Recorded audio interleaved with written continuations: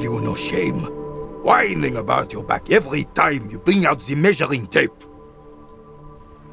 René, you're a man with a fork in a world of soup. Please, let's just try to enjoy the game, alright? I'm trying to, but you keep breaking my concentration. You're old. I can see that. We're both old. Now stop grabbing your ass like it's a girl. These manly men are playing balls. This is a ball game. Grab a ball and play it. Don't ask questions. Shoot first. Ask questions never. No, you got this. There's the ball. You're the game.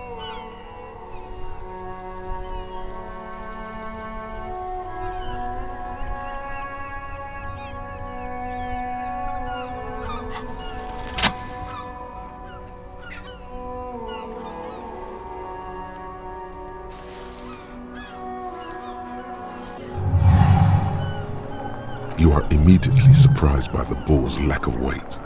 No matter, you'll make it work. The cold metal ball is surprisingly smooth against your neck. It has a pattern on it, probably a sponsored ball. Yours would only be covered with bumps of learning and scars of victory. Already your muscles are adjusting to the weight, the nervous system calibrating, until you and the ball have merged into a single entity. The man ball is ready. A chilly breeze ruffles your hair as you stand there, feet firmly planted. All sounds, smells, even the wind, everything fades until the only thing left is the union of man and ball. An embodiment of pure motion, a fine-tuned locomotor running at maximum efficiency. Some would still say you're a cop, but I guess we're beyond that now.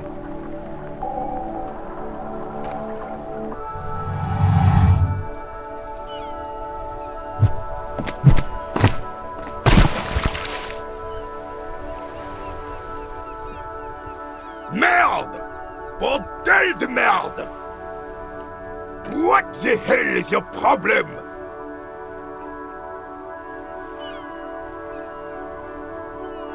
I don't care if you are a cop. You do not just ruin someone's game. It's so goddamn disrespectful. You vandalized our game, son. We can't play pétanque with 5 bull. Yes, pétanque. You ruined our pétanque game. We want our bull back. Take it easy, René. This is just a misunderstanding, isn't it, officer? No harm done. Of course there's harm done, you orange slug. You owe us a goddamn bull. Good. Mistakes are forgiven, when men at least try to right their wrongs. I believe you will try. Now why did you approach us?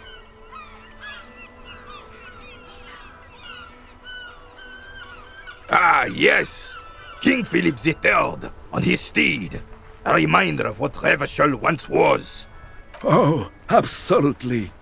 At the mercy of a cocaine-snorting tyrant who emptied the treasury so he could sleep on a bed of gold.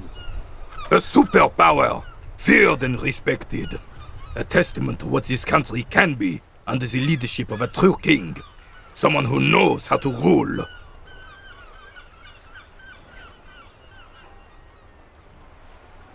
Oh, old Philip was a big fan of the purple nose candy the nobility loved so much. A cocaine connoisseur of sorts. His egocentricity is borderline legendary. You can't even take responsibility for yourself.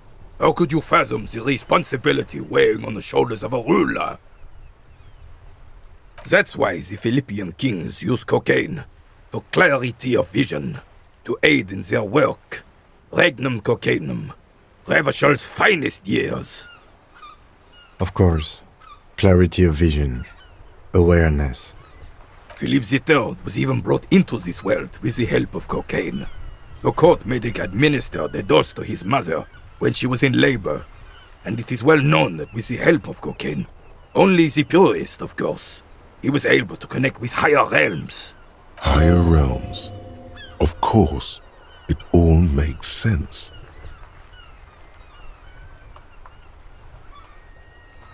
It's really not. Please, do spare us the cocaine fairy tales. Yes, indeed. We're not here to investigate the drug trade of centuries past. Decisively, without fear of offending the sensibilities of the frail and weak-minded among his subjects. This is something the insurgents never understood.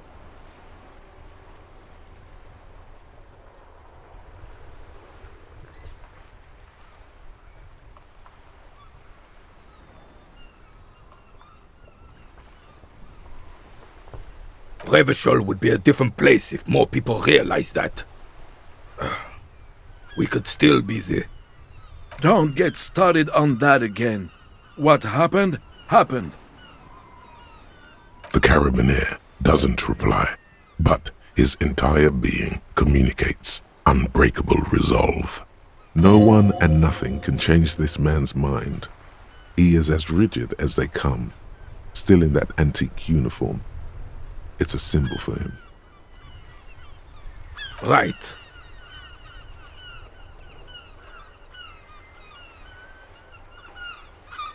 Yes. The terrain here provides an interesting variety to a familiar game. No. It was left by heavy artillery fire. Why what? Because that's what happens when communards hijack your country, execute your supreme leadership, and turn your capital into a slaughterhouse. You use heavy ordnance to clean up your home. Commies, communists, socialists, anarchists, call them what you like. They just chose the name to feel special. Senseless sentimentality. Sadly, no. It was the foreigners who brought them to their knees. We fought valiantly. Too valiantly. So valiantly we got licked. Should have fought dirty, like they did with their suicide sex cult propaganda and mad anarchist women strapped to shrapnel bombs. We didn't though, and we lacked caliber. God bless him, but the suzerain's cannons simply weren't big enough.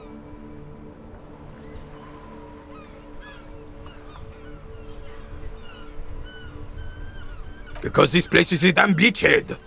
Had to soften the commies up first. Yes, the military coordinated amphibious landing to take back Revachol. Martinez was used as one of the 3 footholds in Revachol during Operation Deathblow in '08. The other 2 are off in Stella Maris and the Delta.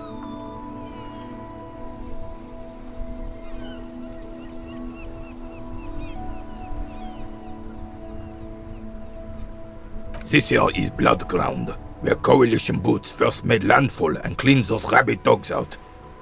Most likely, we're playing pétanque on their mangled corpses. Blood ground. You got old René going there. Like he isn't hungry enough already.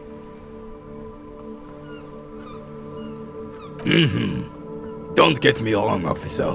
I hate those foreign dogs, but the enemy of my enemy and all that. They're the lesser evil. Damn right, son. They laid the fire of hell on the city before they stormed it. And it worked, too. The rest of the city got cleaned up, but Martinez they keep as a monument.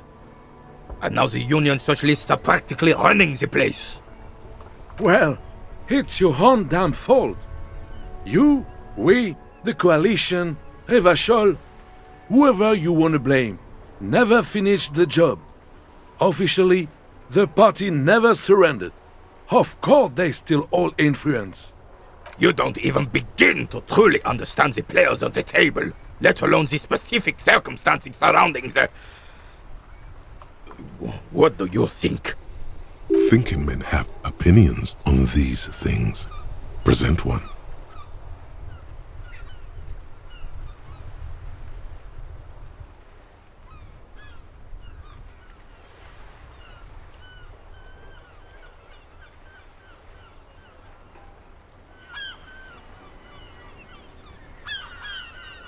I'm sorry it had to be them. After 8 years of fighting those hyenas, boiling cats for food and drinking piss in the mountains, I would have preferred if the Right Honorable King Guillaume returned through Revachol, or even if that damn clan Frissel had risen from the grave and led us. Sadly, that was not the case. This royal failure weighs heavily on him. Instead, all that is just, holy, and beautiful in the world was wiped away, and now it's neon signs with toothpaste ads everywhere. Foreign influence peddling garbage and stupid music on the radio. This is just what the commies wanted. This was their plan all along. This is what they wanted to replace the role of the suzerain with. Damn Frissel. He was the king we couldn't protect. The Carabineers failed him, and the crown. He died in the hands of the Hyperlay, in a very public execution. He slouches as he says that. It makes him smaller, admitting they left the king to the mob. A true king in both blood and mind led Revachol before Frissel. He would have been better, but the damn commies drove him into exile. The suzerain is the king! Has everyone forgotten already? They've forgotten already. It's no use talking to you. You were still in Daddy's balls when it happened. When we took our last stand against the filth and rode the cavalry straight into gunfire.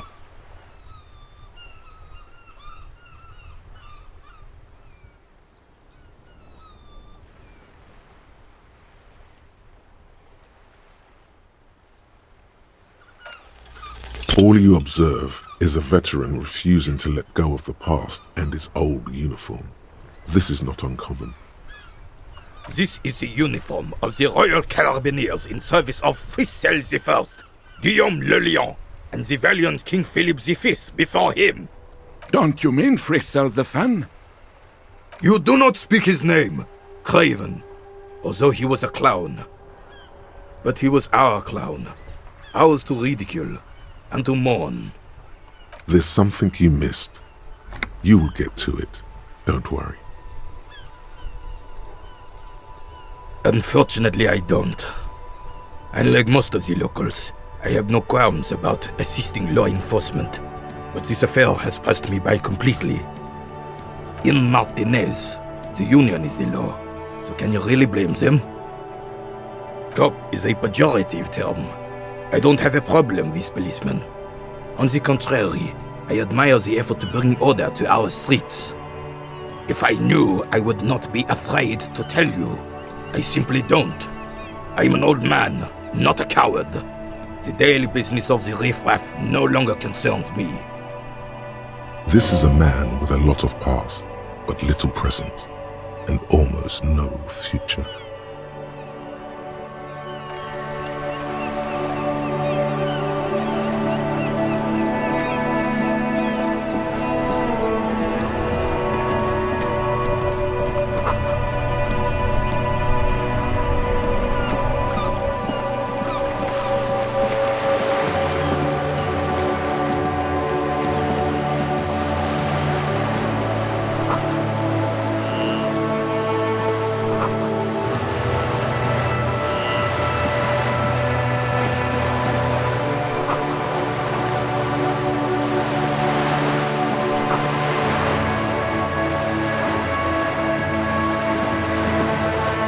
This coin-operated viewer is facing southwest. Its coin slot is full of fossilized bubblegum, rendering the machine permanently inaccessible. Probably some kids. A simple but clever solution to ruin in a coin-operated viewer. It took ingenuity. The metal feels cold and wet under your palm. It looks unhygienic. A thick layer of graffito covers the lenses. You spell out the word Onug written on the other side, with N and C scribbled backwards. Under the graffito, a sea of blues and greys appear. Behind the water lies a coast studded with concrete and reeds. On it, a church on stilts, lanky weather-worn wooden planks, an X-shaped cross topping its tower. You know this to be the Star of Pericarnassus, or the Cairo, the central symbol of the Pericarnassian Church, a star, a great moral height to be strived towards. The church looks old and weather-worn. There are no lights in the windows. Around the large wooden building you see chunks of sea ice gathered on the beach, and a small tent set up on the ice.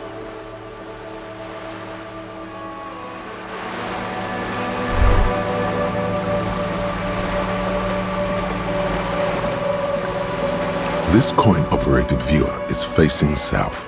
The instruction manual says to insert 25 centimes and pull the handle while looking inside. Then use the focus knob to zoom in if necessary. Your money disappears into the coin slot, a clunk, the ring of metal. The curtains on the display open. You lean in to catch the view. It's blurry, different blues and greens. In the middle of the shimmer stands a drab grey shape, like a ghost. The lenses shift. The ghost sharpens into an islet in the bay. In the ruins, a man-made structure is visible, a half-sunken sea fort, its concrete almost reconquered by nature. It looks as if it was abandoned quite some time ago. Nothing but a rotten tooth remains of the anti-aircraft tower. A lonely birch tree grows out of it, its leaves ripped from it by the winter wind. The little brave birch tree seems to wave back in the wind. Really? I don't have the eyesight to make it out.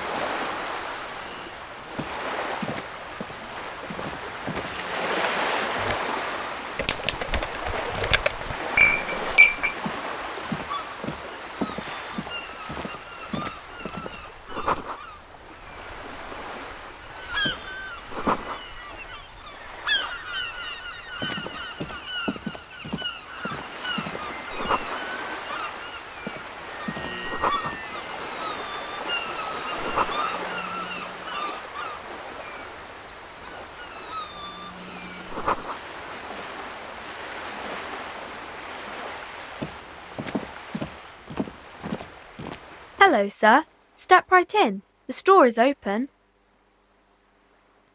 Are you interested in a new and exciting book? It's a bookstore, sir.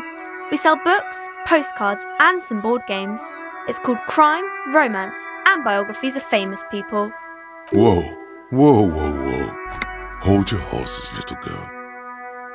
That is a book. They have stories inside them. It's like someone told you a story in a really long letter. A postcard is a small cardboard picture. You can write a few words on the other side and send it to your friend or beloved. She is unfazed by your questions. She would consider it impolite to point out any perceived weirdness. Board games are like little games on a table, made to pass the time. There are several different ones, but sailors here mostly buy cards. My pleasure. Anything else you'd like to know? Okay, sir. I'll try to answer any questions you have. I hope they're about books.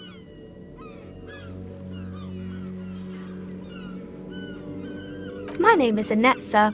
My mum, her name is Plaisance. She owns the store. She's inside minding the register or organising the stock. Feel free to step in and browse our wares. I'm signalling that the store is open. Otherwise people might not know. They'd miss out on the crime, romance and biographies of famous people. A sudden gush of wind turns the pages of the books on the counters. She covers her face, smiling. But she's cold.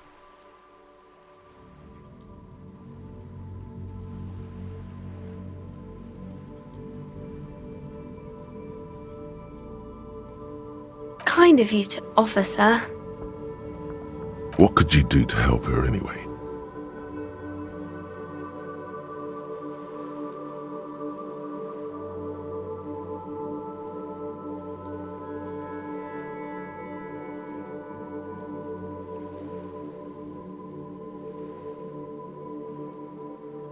Thank you, sir. I'm happy to help Mum out with the store. I do my studies at home at the moment. I have to help Mum keep this place running. Mum says it's necessary to do both because it builds character. Mum says a proper worker is dutiful. That's how you get ahead in life. You succeed. There is stress and unease behind these words. She's reciting etiquette. Mum says it's peachy. She was a little afraid at first. There's talk about this house being cursed. Behind her, the window has been boarded up. You sense the boards creaking, twisting for a second, and some kind of doubt in her tense shoulders. Cursed in the way that makes them say that no business has ever really thrived here, sir. That they all go...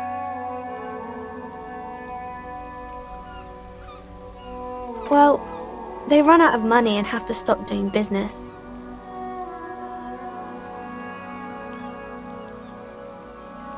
We can go into the bookstore and ask about the case, but I don't see much more to look into here. Yes, please do look at our wares inside. The postcards and board games you asked about are also there, sir.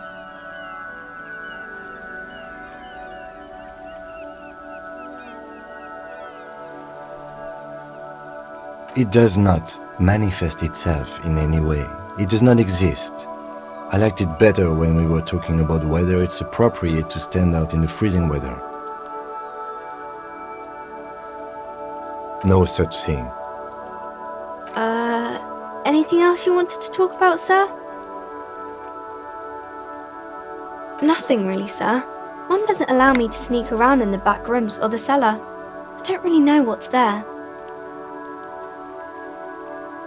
Maybe I can tell you about some of our books instead. Crime fiction is about murders or burglaries or things like that, and the work of a policeman or a private detective who's trying to solve a crime and catch the criminals.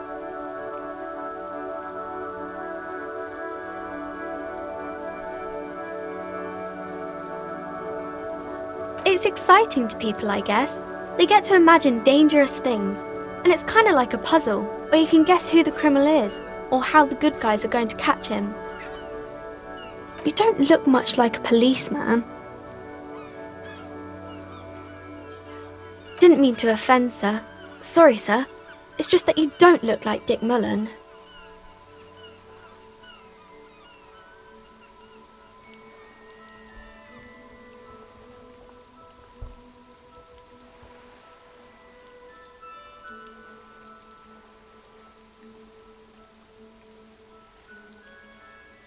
Head, yes. No, it's your soul. Your blue soul.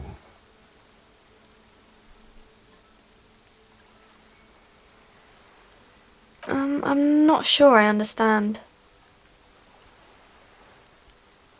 If you say so, sir. He's just a fictional character. He's no match for your soul.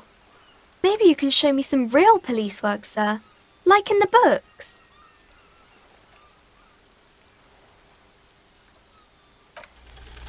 The girl keeps her hands folded, hidden. Why is that? What do you mean, sir? She knows where this is going.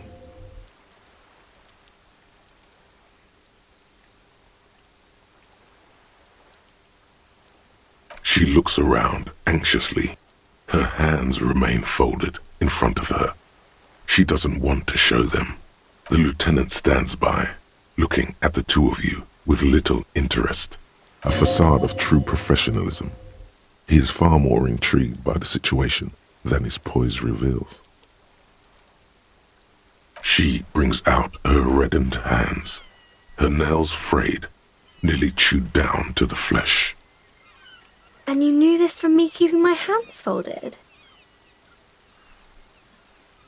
Well, that proves nothing. Anyone could do an easy deduction like that.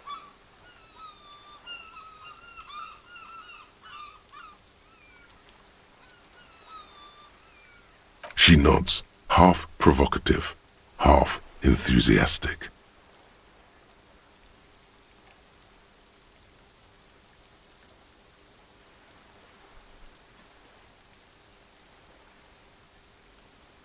Maybe so, sir. Okay, I know it's a bad habit, and I shouldn't.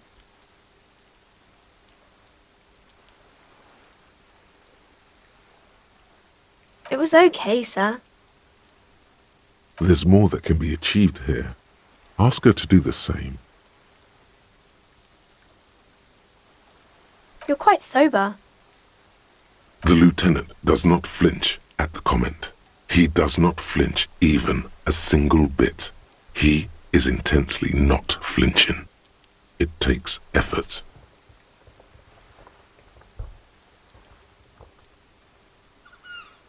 Because you usually aren't.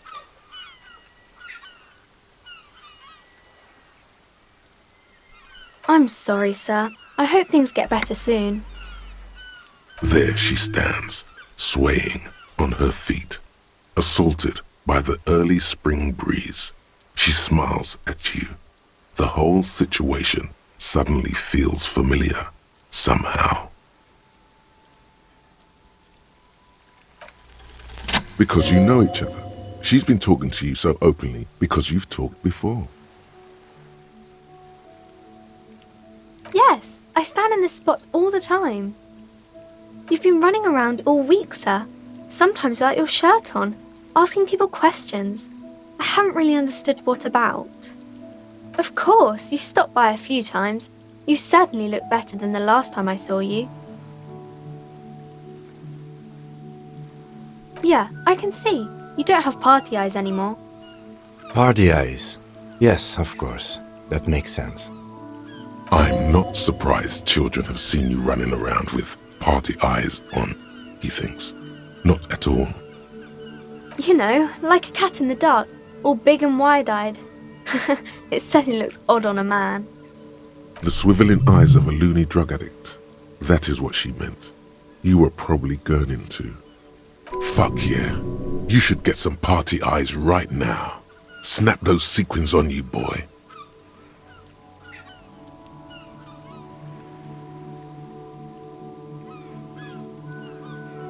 Oh baby, that's not what you have to worry about. Worry about the important thing. I didn't know I had to do that.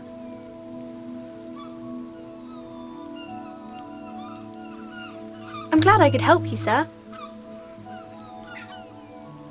It's the type of book where there's a rich lady and she has to choose between the good man and the bad man. Or there could be a story about a poor lady getting a rich man. It's about man and lady business, sir. It happens, but usually the guy gets rich in the process, or should actually be rich himself, but has lost his family property unjustly, like during the revolution or something. Those are unhappy books, for most of the pages. People sad about what they have lost, but then it all turns out just fine in the end. These are not very common. You can't have a choice between bad and bad. Nobody wants to read a story like that. Well, maybe then it's fine. Maybe if the lady then decides not to pick either, because she doesn't need a bad man. Yes, that would be interesting. That's really not a proper romance story. That's more like everyday life. Not in romance books, sir. These are about nice and pretty people, and everyone is happy in the end. I haven't read many of those. Maybe you should ask Mum.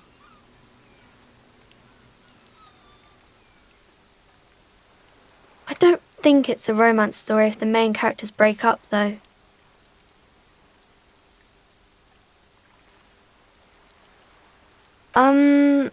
No, I don't know.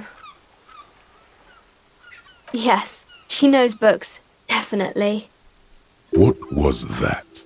An idea for an unfinished novel stuck somewhere in your forebrain? You clearly have issues you need to address. Maybe some about other books? Oh, kings and queens and generals of old, or artists and writers, or musicians, those kinds of people. There's usually something extraordinary about them. I think that's why people read them, to find the secrets of their fame. Seems like most people who read those books fail to get more famous from reading them.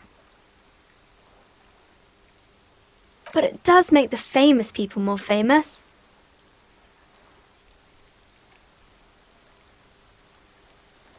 Annette's expression remains ever so helpful, but she doesn't say anything.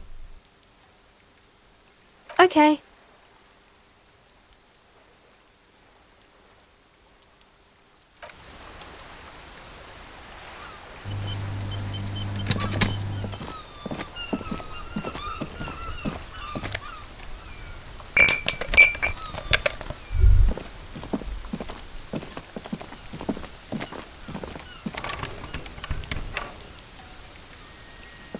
An old call box with a matrix of push buttons lists all the companies in the East Delta Commerce Center. An off-key melody starts playing after you ring the doorbell. Then a woman picks up the receiver. Kuno, please stop calling here. Grown-ups don't have time for your stupid games. Oh, I'm sorry, officer. I thought you were... But the doorbell is broken, and the bookstore shouldn't even be on the list anymore. So I can't help you. Please don't call here again. Thanks. A single beep indicates that the line has gone dead. You ring the doorbell, but no one answers. What an ominous name for a hair salon. Doesn't bode well for anyone's hair. All you hear is static, but no one answers the call. You ring the doorbell, but nothing happens. You wait for a minute or two, but all you get from the call box is silence. No, looks like someone has melted half the plastic off with a lighter. The doorbell doesn't work anymore. You hear static from the intercom speaker. It sounds as if someone has picked up the receiver, but isn't saying anything. You can almost hear them breathe. Yes, hello. This is Tracy Peniel Electric. Have you come to place an order? She sounds almost antique, as if her voice was being played off an old wax cylinder. A receiver must not be working properly.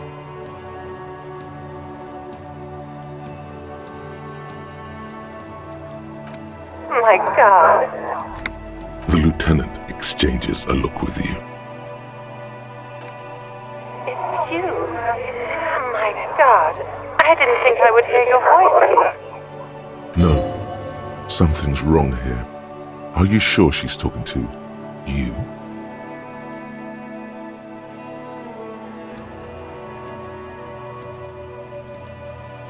Michelle, just please. Why did you even call? I don't understand. You've been gone for months. I thought you didn't care.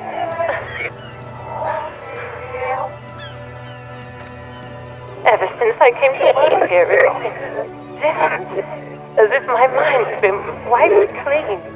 A spot of static overrides her words. When she speaks again, it sounds like she's submerged. It's so nice. It's so nice to be able to finally meet again. She sounds like she's about to cry. She doesn't answer. Silence.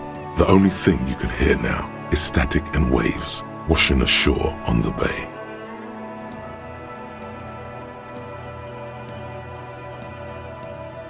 Another seagull passes by. It's getting cold standing here, staring at the silent call box. It must have been some kind of faulty wiring. We should maybe stop playing with this doorbell. It looks ancient. You press the number sign on the keypad that terminates the call. 12 name cards on the call box read. Silence. No one's home at Fortress Accident. Silence. No one answers the doorbell. Nothing happens after you ring the doorbell. They don't want to talk to you. Silence. No one answers your call. This button looks new, but someone has removed the name card. Nothing happens when you try to ring it. This button looks new. It's probably not connected yet. No. Hold on. The last thing you need in your life is more hysteric emotions. Forget it. Find something else to do.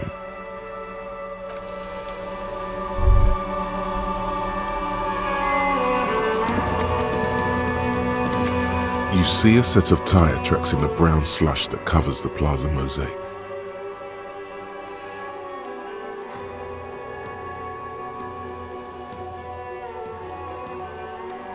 Hard to say.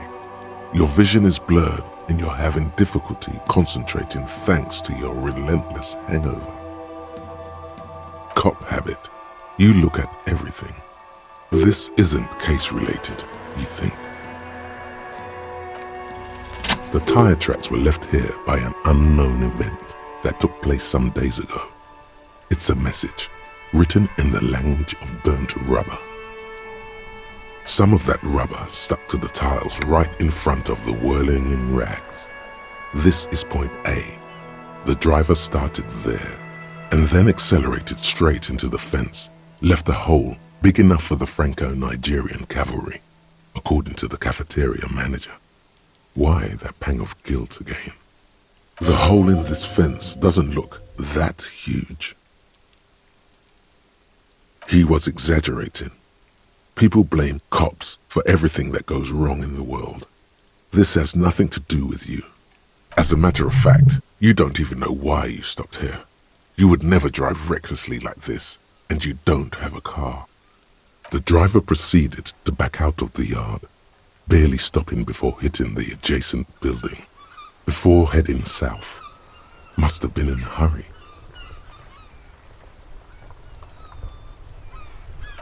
You are correct. This is a rather motor carriage-friendly city. Somehow that makes you feel scared. You don't know why.